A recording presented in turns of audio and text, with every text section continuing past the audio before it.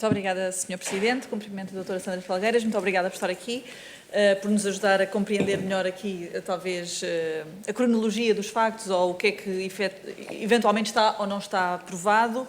Nós já fizemos uma grande parte das audições, como também julgo que têm acompanhado. Há aqui alguns pontos que são, a nosso ver, pertinentes.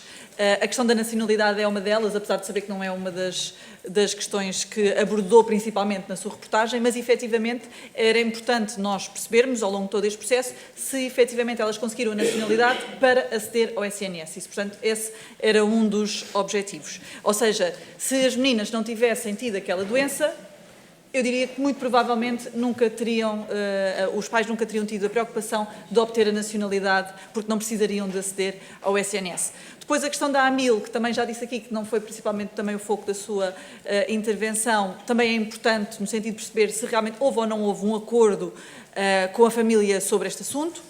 Julgo que é fundamental percebermos se outras crianças com o mesmo problema tiveram acesso ao medicamento, se tiveram acesso com a mesma velocidade, se tiveram o mesmo acompanhamento que outras crianças também tiveram, nomeadamente o Dr. Luís Pinheiro reuniu com a família, preocupou-se em ter relatórios sobre a família e não temos a certeza se isso tenha sido feito com todas as crianças, ou mesmo outros doentes, porque o Dr. Luís Pinheiro era diretor do hospital e não apenas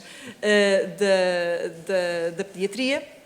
Obviamente, também, aqui, o que origina todo este processo é se realmente houve ou não houve uma interferência por parte de Marcelo Rebelo de Sousa, se foi ou não foi a pedido do seu filho e se foi em resultado dessa intervenção que o Secretário de Estado da Saúde, Dr. Lacerda Salles, vem, de alguma forma, interferir também. No fundo, aquilo que nós queremos saber atualmente, eu diria que é se esta família usou de forma consciente e abusiva os vários recursos que Portugal tem à disposição para os portugueses, e bem, e que deve ser assim, mas se, de facto, se não tivesse havido essa cunha, se teriam ou não teriam conseguido ter esse acesso ao SNS. No fundo, houve ou não houve um pistolão? E a pergunta é muito simples, é se de facto considera que houve este pistolão, quem é que acha que foi o pistolão? Até porque, como bem disse, a mãe das gêmeas esteve aqui, teve a oportunidade de dizer que foi pura vaidade, que não teve ajuda de ninguém. Disse até que ouviu tantas vezes no hospital que as meninas estavam a ser ajudadas pelo Presidente da República, que ela própria se convenceu que isso era verdade. E, portanto, eu gostava que nos dissesse, efetivamente, qual destas versões, por parte da mãe das gêmeas, acredita. Sra. Deputada, muito obrigada pelas suas questões. A Sra. Deputada terá que perguntar à mãe das gêmeas, porque eu própria não sei qual é a versão verdadeira, sendo que ela já apresentou 4 e eu só tenho uma versão na minha vida que é a verdade. Não conheço outra e é só com essa que eu trabalho. Sra. Deputada, eu julgo que o trabalho de investigação que eu fiz, e é sobre ele que eu estou aqui a depor, demonstrou com bastante clareza, com a evidência possível, com as provas possíveis que estão ao acesso de um jornalista de investigação, que não tem naturalmente os vossos poderes, nem muito menos os do Ministério Público. Eu espero que este tenha sido apenas o pontapé de saída para que muito mais se venha a descobrir. O que permitiu descobrir foi uma cadeia de intervenções que me parecem claramente ilegítimas. Cadeia é essa, e quando eu digo ilegítimas é porque me parece que a portaria 147 foi violada, porque estas crianças vêm do Brasil e vão diretamente para o Hospital de Santa Maria. E, portanto, como vão diretamente para o Hospital de Santa Maria sem passar por nenhum centro de saúde, não foram referenciadas para este tratamento. Essa cadeia começa na mulher de Nuno Rebelo de Sousa, Marcelo Rebelo de Sousa, Frutuoso de Melo, Maria João Ruela, Lacerda Salles, Hospital de Santa Maria, Dr. Luís Pinheiro, Ana Isabel Lopes, Teresa Moreno. Esta é a cadeia. Quem fez o quê com que pormenores? A Sra. Deputada tiveram a oportunidade de perguntar aos próprios. Terão de interpretar também os senhores o que depreendem das respostas que vos foram dadas. O que eu posso acrescentar a este respeito é que ficou evidente para mim, daquilo que também a mãe aqui veio dizer e que não conseguiu contrariar, e eu julgo que foi o vosso grupo parlamentar que mostrou, o Partido Socialista, que mostrou a troca de e-mails entre Daniela Martins e Juliana Drummond sobre o agradecimento a Lacerda Salles, que efetivamente foi por intermédio dele que se chegou a Lacerda Salles e que foi conseguida a tal consulta para a obtenção de um medicamento, que é assim que eu lhe chamo. Consulta para a obtenção de um gasto de 4 milhões de euros, direto.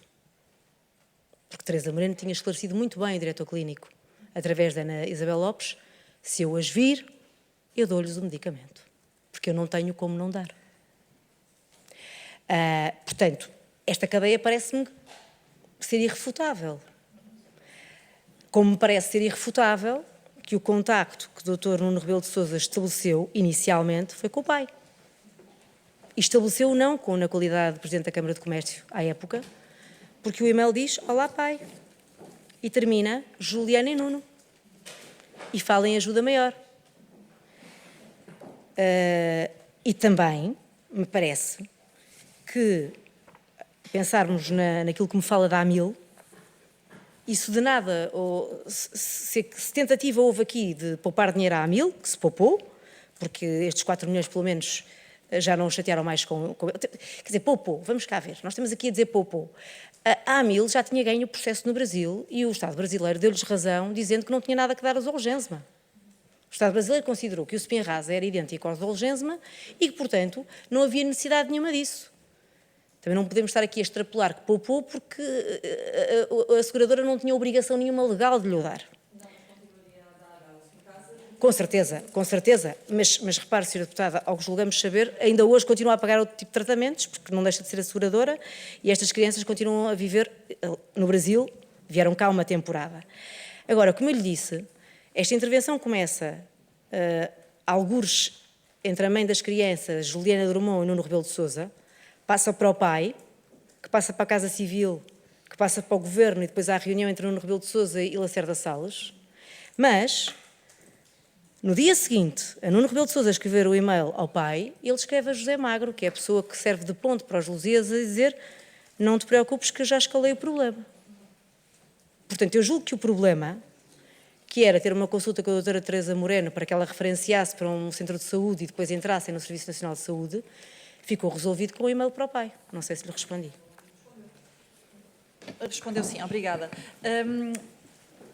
Não sei se já fez alguma referência, julgo que já fez uma referência a este ponto, mas se pudesse esclarecer um pouco mais.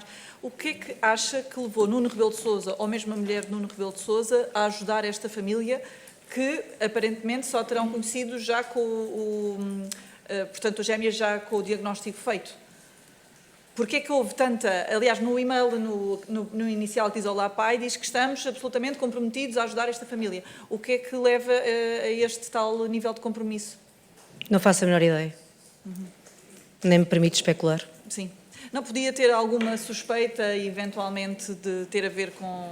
De alguma forma, Nuno Rebelo de Sousa ser um facilitador de negócios, até porque há uma outra situação, uma notícia paralela relativamente à Santa Casa da Misericórdia e que eventualmente poderia, numa visão mais...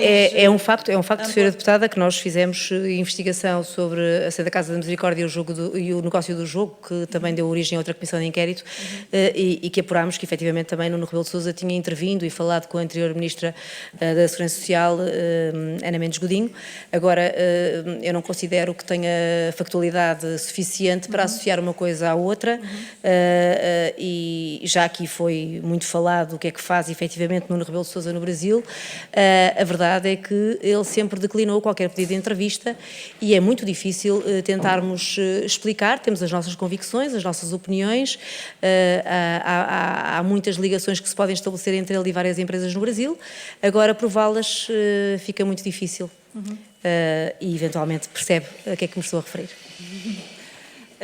Relativamente à questão, os primeiros contactos que houve com o Presidente da República, falou há pouco que Nuno Guedes foi a pessoa que recebeu o primeiro contacto por parte do Presidente da República.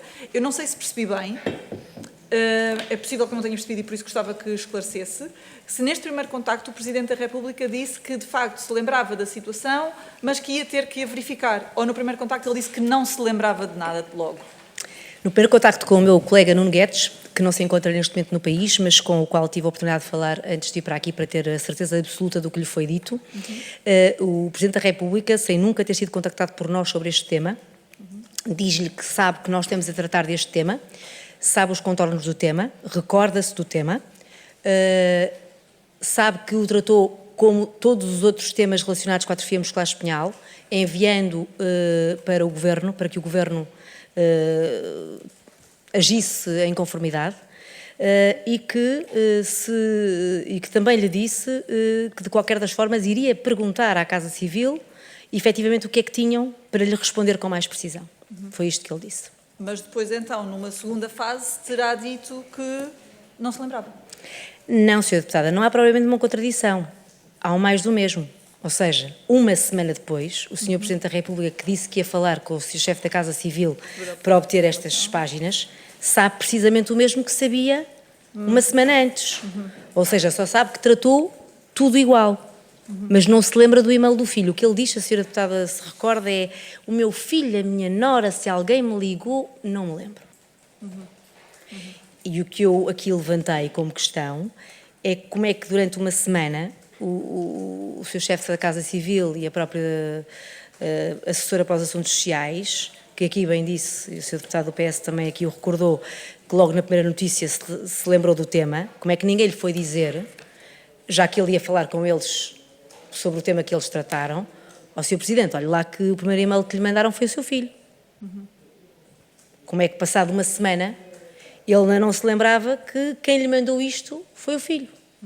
E foi preciso ter aparecido o Dr. Levi Gomes na televisão, entrevistado por mim, a dizer: atenção, que eu não, foi ele que disse, palavras dele, eu não acredito que o Presidente não se lembre que foi o filho que lhe mandou um e-mail, porque eu próprio, na altura, aquilo eram tantos burburinhos no hospital que eu escrevi-lhe um e-mail, que eu correspondo-me com ele, e naquele seu estilo muito próprio, e ele respondeu-me e mostrou o e-mail que também acho que leu aqui, que é o Sr. Presidente a responder-lhe: meu caro, de facto, falou-me meu filho Nuno, no caso das gêmeas, não há qualquer tipo de favor, disse-lhe de imediato que não iria tratar este caso de forma diferente daquilo que faço habitualmente, e foi o que fiz.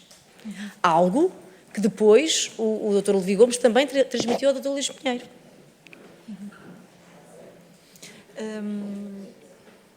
Outra das contradições que nós temos aqui encontrado diz respeito à questão dos OKs necessários que a mãe das gêmeas disse que teria até ao mais alto nível.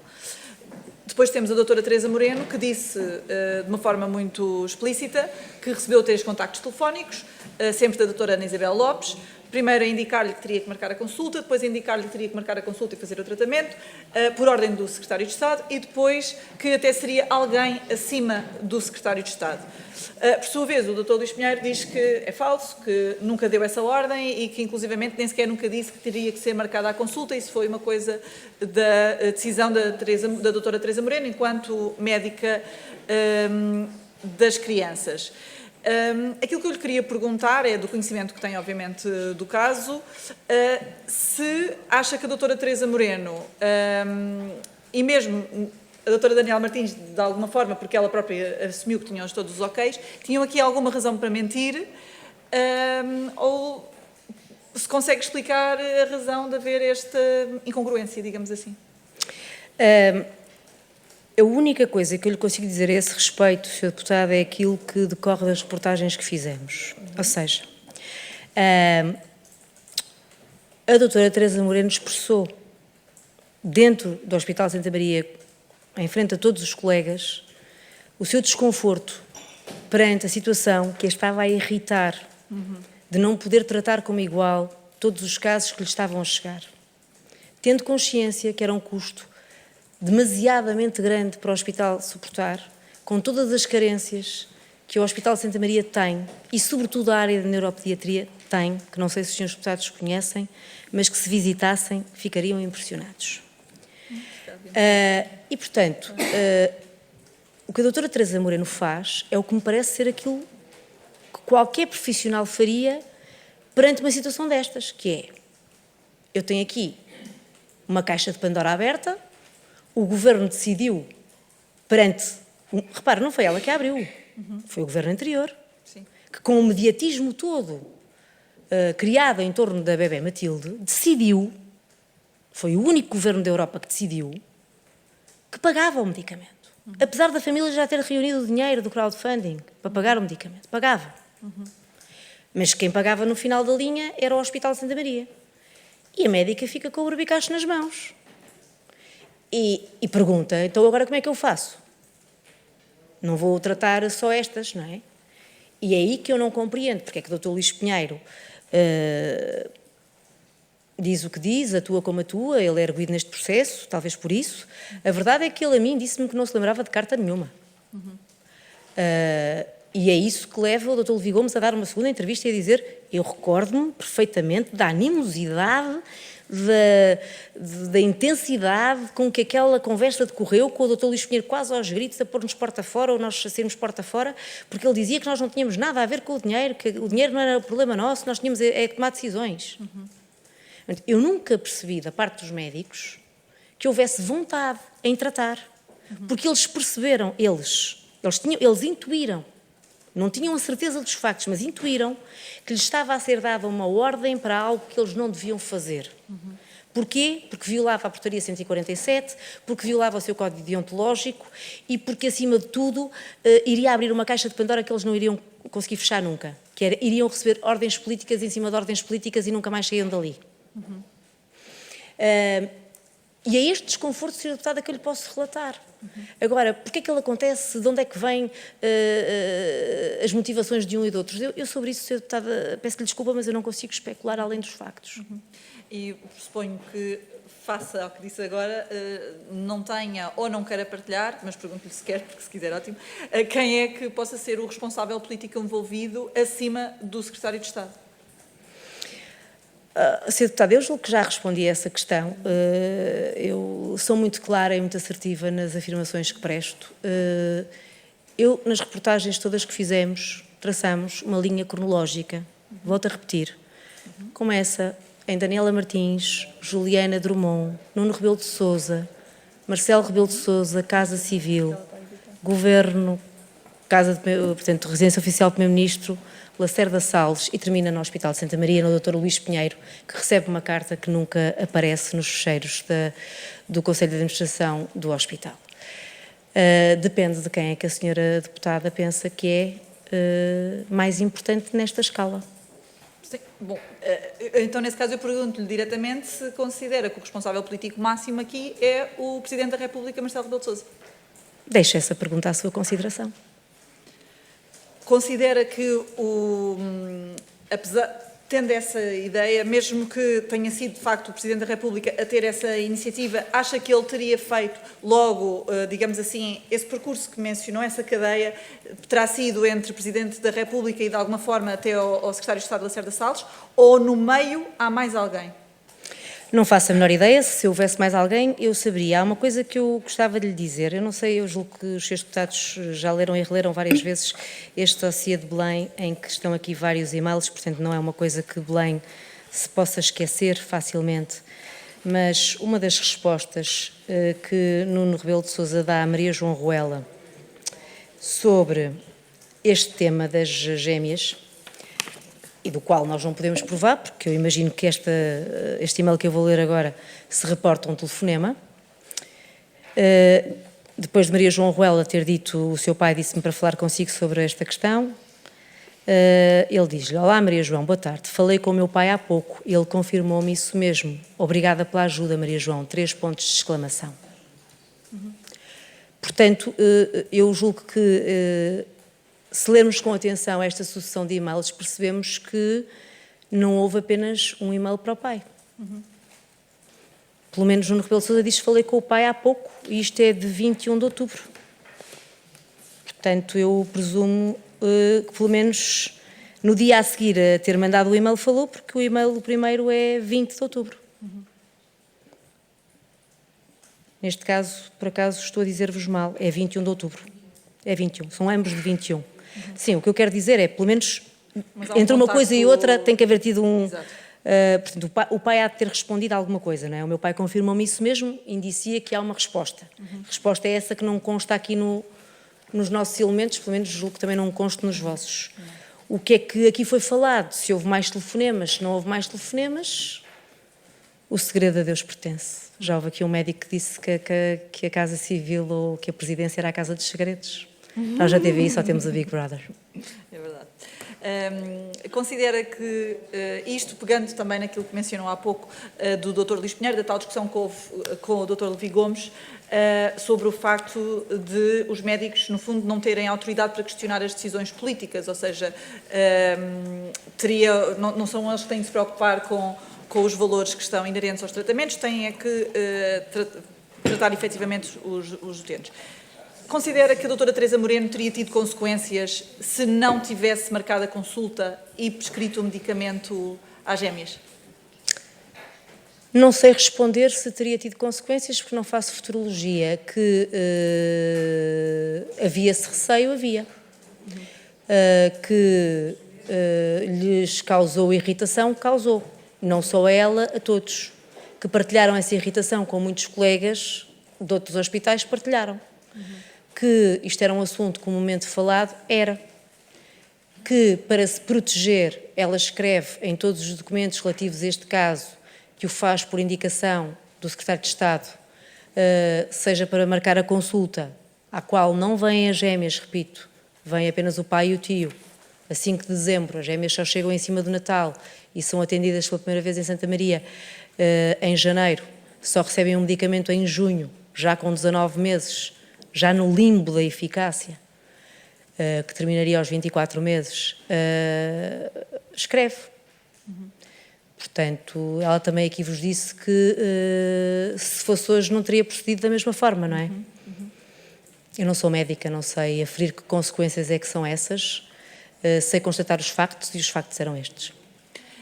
Eu não sei se teve a oportunidade de ver a última audição com a doutora, com a atual Ministra da Saúde, em que tivemos a oportunidade de falar do caso da bebé Alana, que, tendo chegado ao Hospital de Santa Maria com uma idade muito inferior à das gêmeas, também acompanhada pela mesma médica, acabou por não ter acesso ao mesmo medicamento.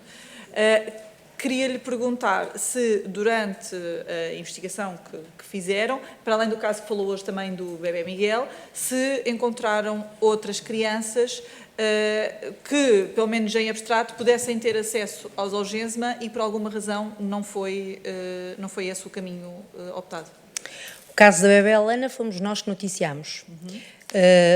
Para além do caso da bebé Helena, há 6 que estão no e-mail da doutora Teresa Moreno, à qual ela não respondeu. Bom, mas esse aí nós não temos conhecimento exatamente de quem pois, é que... Pois, nem eu tenho conhecimento. Sei que ela tinha 6 contactos, julgo não. Se agora a memória não me falha, um deles é luso-canadiana. Sim, é a bebé Daniela. E julgo que essa criança acabou por desistir do medicamento porque o obteve de outra maneira, ou obteve outro similar no Canadá, mas com essa pessoa julgo que nós chegámos ao contacto. Julgo até que foi a minha colega Anabela Vaz Jacinto, mas em relação ao bebé Helena, esse tenho a certeza absoluta e é mais um caso que prova, se quisermos, ainda que este caso tenha uma justificação que eu vou, em nome do rigor, explicar. A bebé Helena não teve o Zolgensma e não tem o Zolgensma, tem o Spinraza, porque os tempos mudaram. Em primeiro lugar, já ela fez o teste do pezinho, portanto ela foi mesmo recém-nascida para o Hospital de Santa Maria. É o teste do pezinho que evidencia a existência da doença, portanto nela o tratamento do Spinraza seria absolutamente eficaz, como pelos vistos está a ser, tanto que parece que a mãe nem está muito interessada sequer em tomar o Zolgensma. Mas temos que nos reportar ao conhecimento científico que existia à época e que existe agora e que existia na altura em que a Helena nasceu, que julgo ter sido há 2 anos.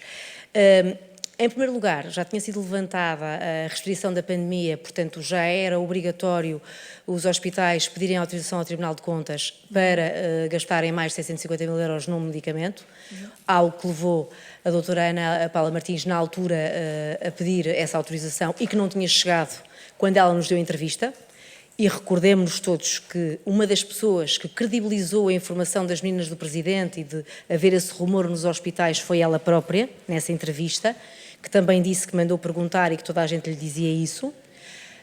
Depois, além de já, ou seja, essa autorização não chegou, como essa autorização não chegou, ao que sabemos, ela leva o Spinraza e continua a levar, o que, como disse o Sr. Deputado João Paulo Correia, na prática pode vir a ser mais caro. Mas aqui entramos, não é? O Tribunal de Contas não deu autorização, os medicamentos hoje em dia podem ser tidos com a mesma eficácia e eventualmente está o Santa Maria a gastar mais dinheiro do que o que eventualmente poderia se esta bebé ficar sempre em Portugal e dependendo dos anos de vida, não é? Isto vai dependendo dos anos de vida da criança, de 4 em 4 meses, não sei se me falha a memória, mas julgo que são 450 mil euros que se gastam em cada toma do Spinraza. Portanto, efetivamente, feitas as contas, pode vir a tornar-se bastante mais dispendioso. Mas, além desse fator, a questão é mesmo esta, Sr. Deputado, é que hoje a evidência clínica, não seja o fator económico, pela evidência clínica não há razões para dar o Zolgensma. A doutora Teresa Moreno prescreve o Zolgensma. Eu julgo que o Dr. José Pedro Vieira prescreve o Spinraza, não sei muito bem neste momento o que é que o Dr. José Pedro Vieira faz, mas, ou seja, havia aqui, o que eu sei do nosso trabalho é que havia abordagens clínicas diferentes para a mesma doença, no Estefânia e no Santa Maria. E houve 2 momentos distintos, porque estas bebés estavam a ser tratadas no período da pandemia, em que não havia essa restrição financeira, e a bebé Helena já nasce pós-pandemia. De qualquer das formas, respondendo à sua pergunta, não tenho a menor dúvida que houve desigualdade de tratamento. Só para terminarmos, porque mencionou publicamente que teria sido alvo de ameaças, e aliás hoje também já o fez, gostava de lhe perguntar, bom, há uma causa direta, não é? Ou seja, consegue imputar as ameaças a esta investigação? Mais ou menos. Pronto. Explico. Muito bem, pronto. E no fundo portanto, explicando isso tem alguma ideia da razão de estar a ser ameaçada e por quem? A razão pela qual o Dr. Pedro Duro está aqui hoje é também essa. Ou seja, a partir do momento em que esta investigação surgiu, poucos dias mais tarde estava a entrar para o telejornal ao lado do meu colega José Alberto Carvalho, que praticamente presenciou, pelo menos viu a minha cara a empalidecer.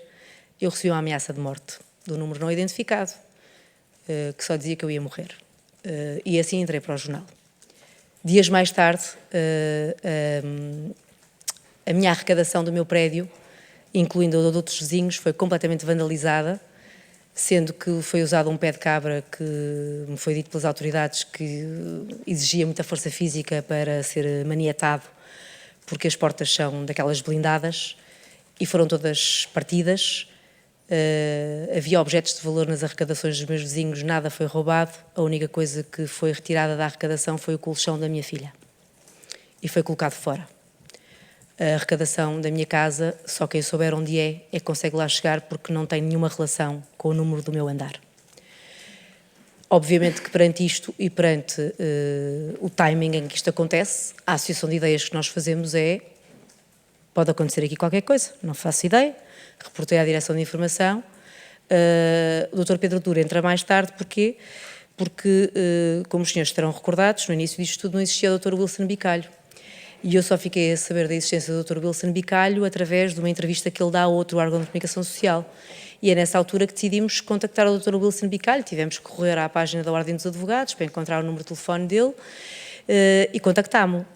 E sou eu que o contacto, e está o meu colega Nuno Guedes a presenciar tudo, e digo-lhe que sou Sandra Felgueiras, e ele responde-me imediatamente com 3, 4 pedras na mão, a dizer que não falava comigo, só falava comigo em tribunal. De resto, o Dr. Pedro Duro é testemunha, nós trocamos sempre tudo por e-mail com ele, de forma a que ele exercesse o contraditório, e a resposta era sempre a mesma: convosco, com a TVI, falamos em tribunal.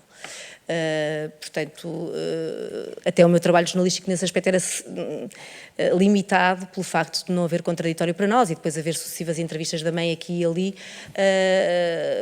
sem que nós pudéssemos confrontá-la com factos que íamos apurando.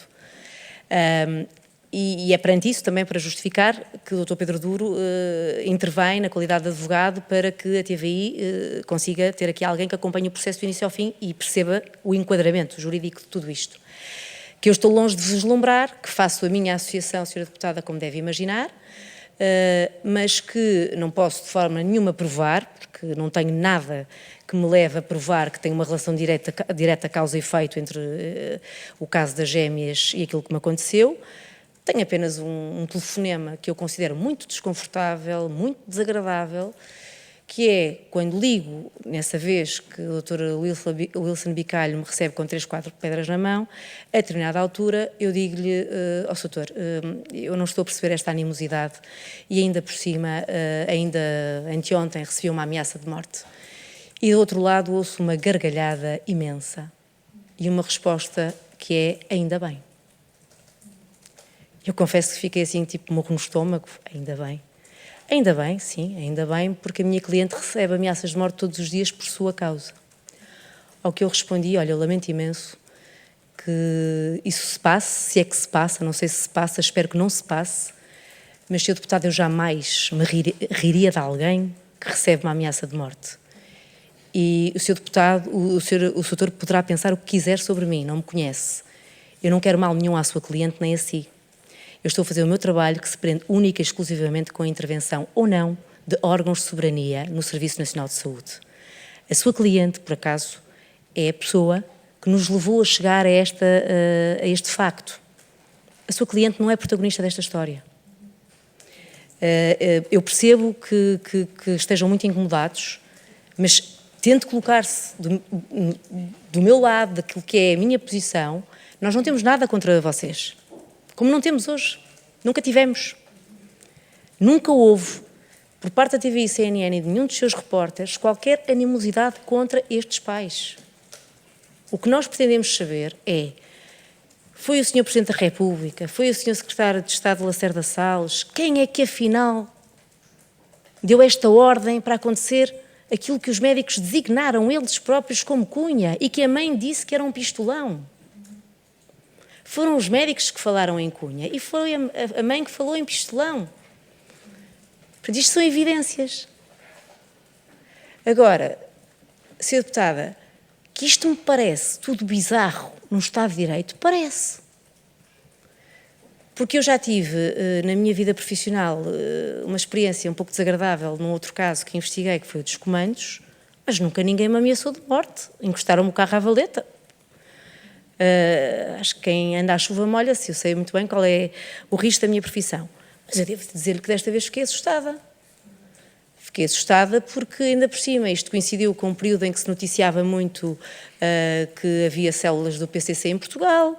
Depois o meu colega Nuno Guedes andou a investigar o pai das gêmeas e havia uma série de ligações do avô à Lava Jato.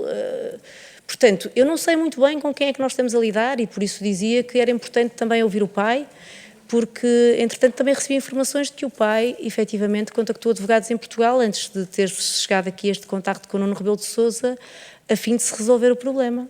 E foi ele que veio a Portugal, de facto, arranjar a casa, à primeira consulta.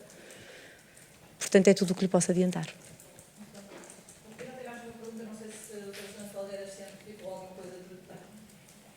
Estava a dizer que não tenho mais nenhuma pergunta, mas não sei se sente que alguma coisa tenha ficado por dizer que queira acrescentar. Não, Sra. Deputada, eu julgo que tudo o que tinha para dizer disso. Obrigada.